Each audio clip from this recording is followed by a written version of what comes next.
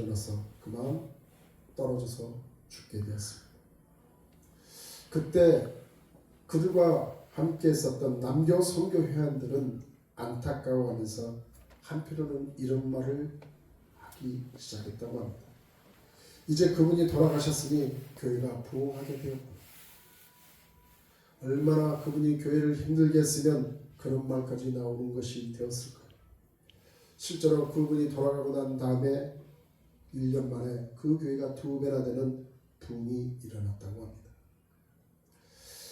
따라서 여러분, 우리는 말씀대로 살면 1등 교인이 되는 것입니다. 자기의 뜻과 감정대로 살게 되면 없어야 좋을 사람으로 변해버리고 만다는 것입니다. 우리의 삶에서 다시 말씀이 높여지도록 해야 한다는 것이죠. 자기 아는 대로 살려고 하지 마시고 말씀대로 살려고 우리는 해야 하는 것입니다. 교회의 성장을 우리가 보게 되면 교회는 개인적인 관심이 많은 사람이 있게 되면 그 교회는 100명을 넘어가지 못한다고 합니다. 하지만 개인적 관심이 오히려 적은 사람이 모여 있을 때 그 교회는 부흥이다. 왜냐하면 앞선 사람이 신앙의 모범을 보여주지 못하고 그런 사람에 의해 교회가 좌지우지하게 되면 헌신적인 사람은 그 교회에 발을 붙일 수가 없게 된다는 것이죠. 뒤에 오는 사람은 헌신을 하려고 해도 눈치가 보이게 됩니다. 또 헌신하지 않는 사람들이 그 헌신하는 사람까지 불편하게 만들기 때문입니다. 또 한 예로 어느 교회에 여름에 더워서 성도들 사이에서 에어컨을 달자는 얘기가 있었습니다. 그런데 거기에 어떤 한 장로님이 재정 낭비라고 반대하면서 이렇게 말을 했다고 합니다. 주님은 십자가에 그 고통도 당하셨는데 예배 시간 그 한 시간도 더워서 못 참느냐는 것입니다. 이 말을 듣고 사람들은 헷갈려 했습니다. 어떻게 보면 아주 신앙적인 말을 하는 것 같은데 또 어떻게 보면 아주 몰상식한 말 같았거든요.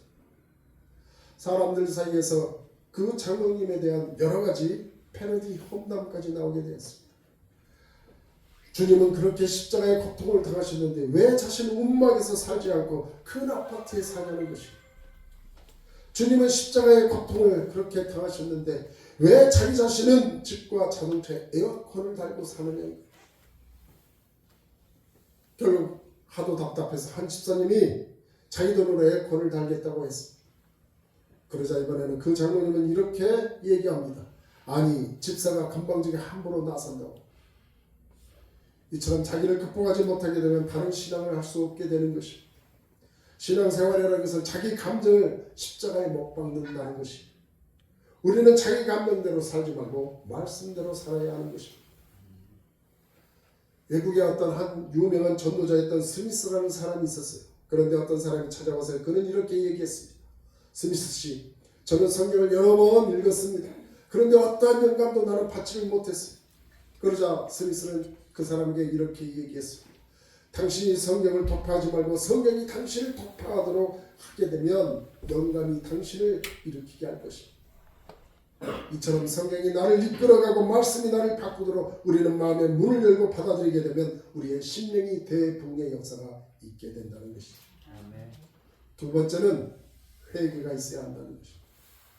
신앙생활에서 말씀의 진리를 깨닫는 것만큼 중요한 것이 나의 죄를 인정하고 회개하는 것입니다. 심령 부흥이라는 성령 충만과 동일한 말씀인데 결국 자신의 그 죄를 인정하고 회개할 때 성령 충만의 역사가 있게 된다는 것이죠. 오순절에 우리 성령님이 임하게 되었습니다. 이때 베드로가 군중들의 죄를 지적하면서 군중들의 마음을 찌르는 설교를 했습니다. 그랬더니 그 군중들이 베드로에게 이렇게 얘기합니다. 아니 그러면 우리는 이제 어떻게 해야 합니까? 이때 베드로는 사도행전